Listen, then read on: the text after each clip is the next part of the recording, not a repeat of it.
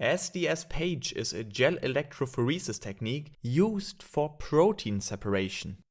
After treatment with SDS, the proteins of a sample can be separated due to differences in their molecular weight. A sample containing a variety of different proteins can be analyzed. SDS-PAGE is short for sodium dodecyl sulfate polyacrylamide gel electrophoresis. The proteins in the sample have distinct charges based on the composition of amino acid side chains.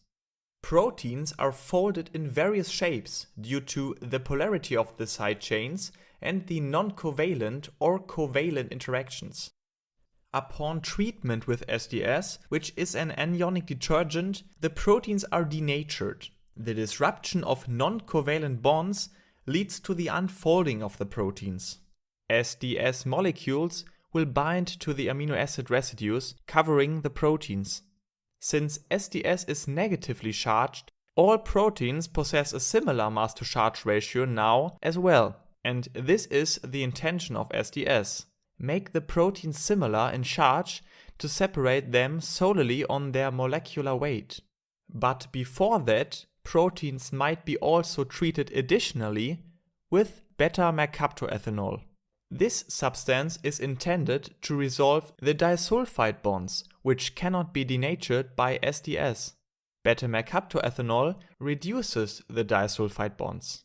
The protein sample was treated with those molecules, resulting in unfolded proteins, all having nearly the equal mass-to-charge ratio.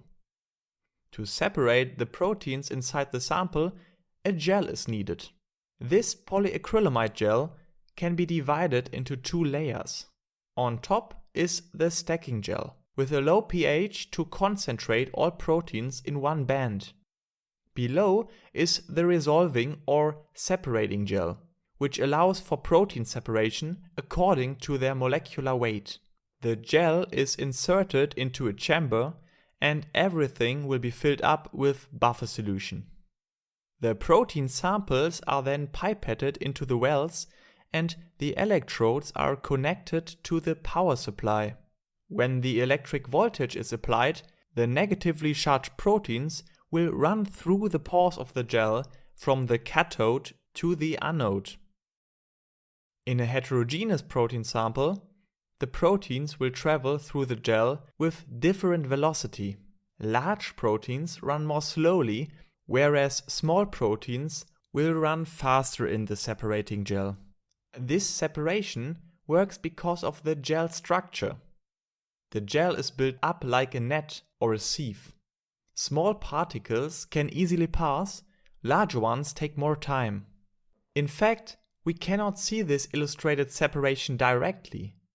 After running the gel, it has to be stained first.